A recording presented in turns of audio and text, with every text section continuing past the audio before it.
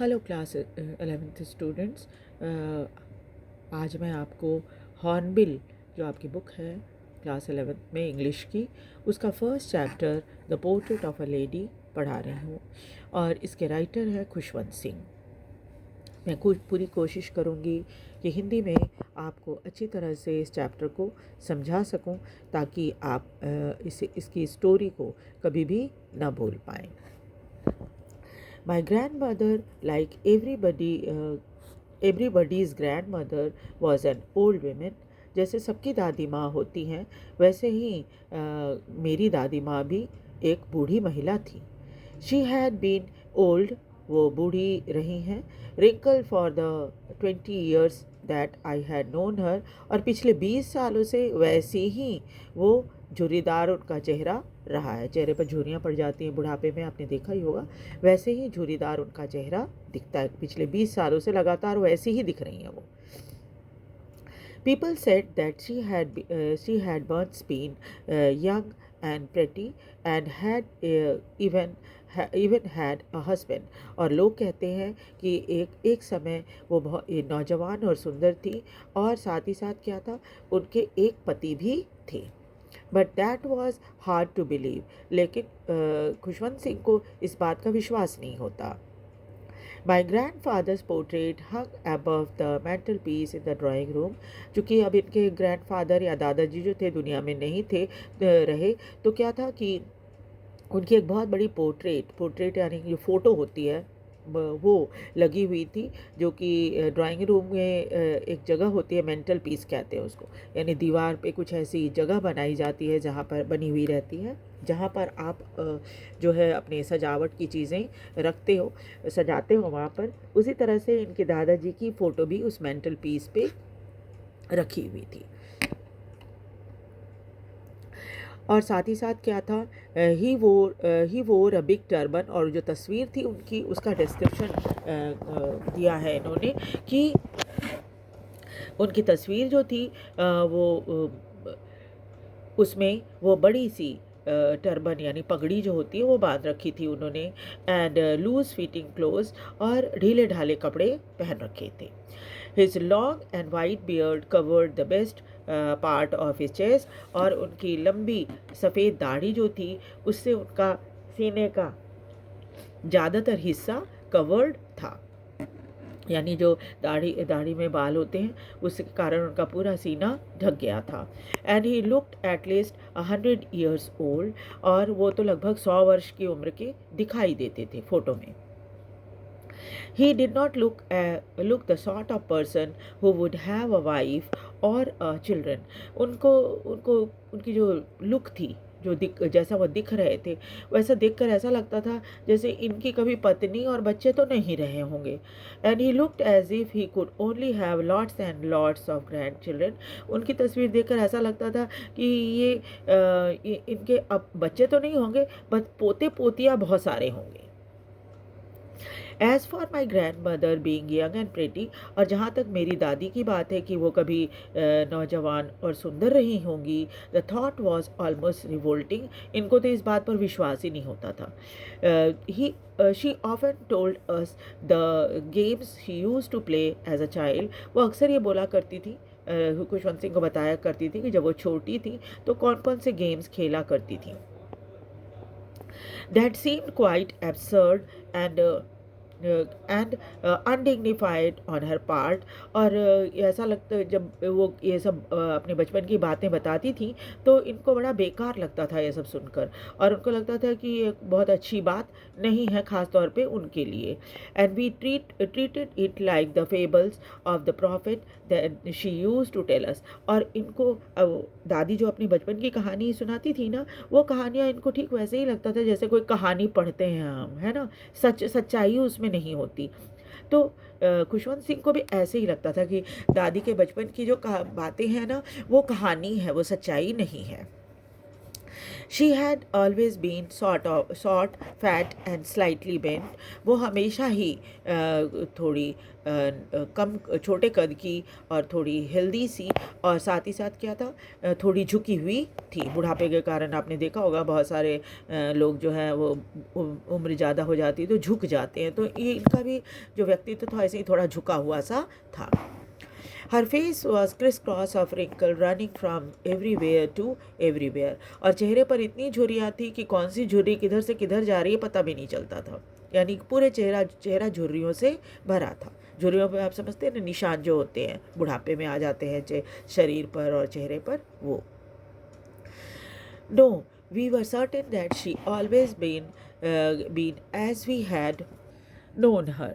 और ऐसा लगता था जैसे कि हम जब से उनको जान रहे हैं तब से वो ऐसी ही हैं। ओल्ड, सो टेरिबली ओल्ड, बिल्कुल बूढ़ी। And she could not have grown older, और इससे ज़्यादा बूढ़ी तो वो हो ही नहीं सकती। And had stayed at same age for 20 years. और जब भी ये अपनी दादी को देखते थे तो उन्हें लगता था कि पिछले 20 सालों में इनके एज में कोई फ़र्क आया ही नहीं, इनकी उम्र में कोई फ़र्क नहीं आया, बिल्कुल ऐसे की ऐसे ही हैं। She could never have been pretty. वैसे तो वो कभी भी बहुत सुंदर नहीं रही हैं, but she was always beautiful. लेकिन वो बहुत सुंदर है। सुंदर किस सेंस में है ये देखिए। She hobbled about the house in a spotless white, with one hand resting on her waist to balance her stoop, and the other telling the beads of a rosary। और पूरे घर में वो बिल्कुल ही स्पॉटलेस सफ़ेद साड़ी पहनी रहती थी, सारे घर में लड़खड़ाती हुई घूमती रहती थी। एक हाथ उनके कमर पे होता था, और ताकि वो अपने शरीर का बैलेंस बना के रखें, और थोड़ा सा झुकी हुई थी। और उसके बाद क्या था, हर समय वो अपनी माला जो जपते हैं ना, वो बुजुर्ग लोगों को आपने देखा होगा हाथ में माला होती है जिसको वो जपते हैं, तो वो क्या होता था, वो माला ली रहती थी और अब प्रार्थना बुदबुदाती रहती थी। Her silver locks were scattered untidily over her pale, puckered face, and her lips constantly moved in inaudible prayer। और क्या था कि उनके बाल जो थे सफ़ेद हो चुके थे, तो चांदी की तरह चमकते रहते थे। चांदी से जैसा चमकता जो बाल होता था वो इधर उधर उनके चेहरे पर फैला रहता था, पीले चेहरे पर। और झुर्रियों, और जैसे हम जो सिकुड़ जाता है शरीर है ना, ये जो स्किन होता है सिकुड़ जाता है ना, तो उस तरह का उनका चेहरा दिखता था। और लिप्स जो थे वो लगातार प्रार्थना बोलते रहते थे, जो हमें समझ में नहीं आता था, राइटर को सुना ही नहीं देता था कि वो क्या बोल रहे। इनऑडिबल मतलब जो बात जो शब्द आप बोलो और किसी को सुनाई ना दे, है ना। तो इस इनऑडिबल जो प्रेयर होती थी वो लगातार बोलती रहती थी। यस, शी वॉज ब्यूटीफुल, इस माने में वो बहुत सुंदर थी। She was like a winter landscape in the mountain. वो सफ़ेद साड़ियों में बिल्कुल ऐसी नज़र आती थी जैसे कोई पहाड़ को बर्फ़ से ढक दिया गया हो। An expense of pure white serenity, वो जगह जो सफ़ेद प्योरिटी से भरी हुई है। आपको पता ही ना कि सफ़ेद रंग को हमेशा ही प्योरिटी से जोड़ा जाता है ना। और इसके साथ ही साथ क्या, एकदम बिल्कुल शांत और बिल्कुल संतुष्ट ऐसा नज़र आता है। पहाड़ जो है आपने देखा होगा ना कि जब वहाँ बर्फ़ से ढका रहता है तो वहाँ पर बड़ी गंभीर शांति रहती है ना। और आप देखिएगा उसको तो बहुत संतुष्टि नज़र आती है उसको देखकर। तो ऐसे ही इनकी दादी दिखाई देती थी, और इस मामले में वो बहुत सुंदर थी। My grandmother and I were good friends. दादी माँ और मैं बहुत अच्छे दोस्त थे। My parents left me with her when they went to live in the city. इनके माता पिता ने इनको अपनी दादी के पास छोड़ दिया था जब वो दोनों, यानी इनके माता पिता जो थे, शहर में रहने के लिए आए थे। वी वर कॉन्स्टेंटली टुगेदर, तब से जब इनके माता पिता शहर आ गए थे तब से लगातार अपनी दादी के साथ ही थे। She used to wake me up in the morning. गाँव में दादी जो थी वो सुबह सवेरे इनको उठाती थी, and get me ready for school, और फिर इनको स्कूल के लिए तैयार करती थी। She said her morning prayer in the monotonous sing song while she bathed and dressed me in the hope that I would listen and get to know it by heart। और वो लगातार रोज़ की तरह जो जिस काम को हम लगातार दोहराते हैं एक ही टोन में, उस तरह से दादी क्या करती थी, प्रार्थना गाती रहती थी। सवेरे की प्रार्थना जो होती है उसको गाती थी, और गाते-गाते ही इनको वो नहलाती थी, इनको कपड़े पहनाती थी, इस उम्मीद में कि ये उनके जो भजन हैं, गीत हैं, उनको ध्यान से सुनेंगे और get to know it by heart, और ये भी यानी खुशवंत सिंह भी उसको याद कर लेंगे। आई लिसन, वैसे वो सुनते ज़रूर थे, because I loved her voice, क्योंकि दादी की जो आवाज़ थी ना भजन गाने की, वो बड़ी अच्छी लगती थी इनको। But never bother to learn it, लेकिन इसको कभी भी सीखने की इन्होंने कोशिश नहीं की। Then she would fetch me my wooden slate. फिर क्या होता था, आपको पता ही है, पहले जब बच्चे स्कूल जाते थे तो उनको स्लेट दी जाती थी, लकड़ी की तख्ती जैसी होती थी वो, और वो उसको लेकर बच्चे स्कूल जाते थे, और वहाँ पर अपना जो अक्षर ज्ञान होता है ना, क ख ग घ ABCD, वो उनको सिखाया जाता था। Which she had already washed, वो क्या करती थी, हर दिन रात शाम में ही उसको साफ साफ कर देती थी, एंड प्लास्टर्ड विथ येलो चौक, और पीले चौक से उसे रंग देती थी।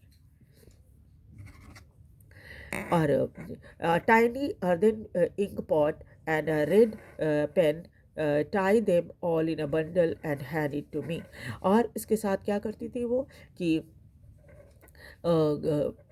एक छोटा सा मिट्टी का इंक पॉट होता था, जिसमें इंक दे दिया जाता था इनको, और लाल रंग की पेन दे दी जाती थी, और इन सब का बंडल बना दिया जाता था, और इनके हाथ में स्कूल जाने के पहले दादी जो थी वो दे देती थी। After a breakfast of a thick chapati, stale chapati with a thick stale chapati with a little butter and a sugar spread on it, we went to school। फिर सुबह क्या होता था, नाश्ते में इनको क्या दिया जाता था, नाश्ते में इनको एक मोटी सी बासी चपाती दी जाती थी, जिसके ऊपर बटर और चीनी डाल दिया जाता था, और उसको खाने के बाद ये स्कूल चले जाते थे। स्कूल चले जाते थे अकेले नहीं, दादी के साथ। She carried several steel chapati with her for the village dog. और जब दादी और पोता, ये दोनों यानी दादी और खुशवंत सिंह दोनों स्कूल जाते थे, तो क्या होता था कि दादी बहुत सारी बासी चपातियाँ अपने साथ लेकर चलती थी, ताकि गांव के जो डॉग्स हैं उनको वो दे सकें। My grandmother always went to school with me because the school was attached to the temple। इनकी दादी माँ जो थी वो रोज़ इनके साथ स्कूल जाती थी, क्योंकि जो स्कूल था वो मंदिर से बिल्कुल सटा हुआ था। The priest taught us the alphabet, और जब स्कूल जाते तो वहाँ पर जो priest थे, पुजारी थे, वो इनको पढ़ाते थे, एंड द मॉर्निंग प्रेयर, और सुबह की प्रार्थना भी करवाते थे। When the children sat in a row on either side of the veranda, singing the alphabet or the prayer in the chorus, my grandmother sat inside reading the scriptures। और जब तक टीचर बच्चे जो हैं वो लाइन से वरामदे में बैठकर अल्फ़ाबेट गाते थे, आपने छोटी क्लास में देखा होगा, सारे बच्चों को एक साथ ABCD क ख ग घ बोलने के लिए कहती हैं टीचर। उस तरह से इनके टीचर भी इनको पढ़ाते थे, और उसके बाद जो है प्रेयर एक साथ मिलकर ये सभी गाते थे। और इस दौरान दादी माँ क्या करती थी, दादी माँ मंदिर के अंदर बैठ जाती थी, और वहाँ बैठकर वो धार्मिक पुस्तकें पढ़ा करती थी। When we had both been finished, जब हम दोनों का काम ख़त्म हो जाता, we would walk back together, यानी स्कूल की जब छुट्टी हो जाती थी, दादी भी इनके साथ आ जाती थी, और ये दोनों वापस घर आते थे। This time the village dog would meet us at the temple door। जब ये जैसे ही स्कूल से निकलते और दादी मंदिर से निकलती, तो गांव के जो डॉग थे वो उनको टेम्पल के दरवाजे के पास दिखाई दे जाते थे। They followed us to our home, growling and fighting with each other for the chapatis we threw to them। और जब ये इनको रोटियां तोड़ तोड़ कर देते थे खाने के लिए, तो क्या होता था, ये इनके पीछे पीछे चल जाते थे सारे डॉग्स, और आपस में लड़ते झगड़ते रोटी खाने के लिए, है ना, रोटी खाने के लिए लड़ते झगड़ते, और तब तक क्या होता था, चलते चलते ये इनके घर तक आ जाते थे। When my parents were comfortably settled in the city, इस दौरान क्या हुआ, इनके पेरेंट्स जो शहर चले गए थे, वहाँ ठीक तरह से सेटल हो गए। They sent us for us, और तब उन्होंने इनको भी बुलवा लिया, यानी खुशवंत सिंह और दादी जो इनकी थी, दोनों को शहर बुलवा लिया। That was the turning point in our friendship. यहाँ से इनकी दोस्ती में एक नया मोड़ आ गया। Although we share the same room, शहर में आकर भी दोनों को यानी दादी को और खुशवंत सिंह को दोनों को एक ही कमरा मिला था रहने के लिए। My grandmother no longer came to school with me, लेकिन अब दादी जो थी इनके साथ स्कूल नहीं आती थी। I use to go to an English school in a motor bus. अब खुशवंत सिंह एक अंग्रेजी स्कूल में पढ़ने लगे थे और इनको लेने के लिए स्कूल की बस आ जाती थी। There were no dogs in the street, चूँकि अब दादी और पोते दोनों में से किसी को सड़क पर चलने की तो ज़रूरत पड़ती नहीं थी, क्योंकि ये तो घर से निकलते थे, बस में बैठकर स्कूल चले जाते थे और दादी को जाने की ज़रूरत नहीं पड़ती थी। इस वजह से क्या था, अब यहाँ पर कोई सड़क पर कुत्ता इनको नज़र नहीं आता था। And she took to feeding sparrows in the courtyard of our city house, इसलिए दादी ने अब क्या किया था, जो शहर में इनका घर था उसमें आंगन था एक बहुत बड़ा सा, जो कि जहाँ पर बहुत सारी गौरैया चिड़िया आया करती थी, तो उनको अब दादी ने खिलाना शुरू कर, बजाय डॉग के अब एक गौरैया को दिखती थी तो गौरैया को इन्होंने खिलाना शुरू कर दिया। इस तरह से क्या है कि यहाँ तक की कहानी हमने देखी। अब आगे की स्टोरी जो है वो मैं नेक्स्ट वीडियो में आपको दूंगी। और साथ ही साथ आपसे रिक्वेस्ट है कि आप इसको लाइक और सब्सक्राइब भी ज़रूर करें। वीडियो कैसा लग रहा है कमेंट भी करें, और साथ ही साथ नेक्स्ट वीडियो जो मैं जल्दी ही अपलोड करूंगी उसको भी देखें। Thank you very much.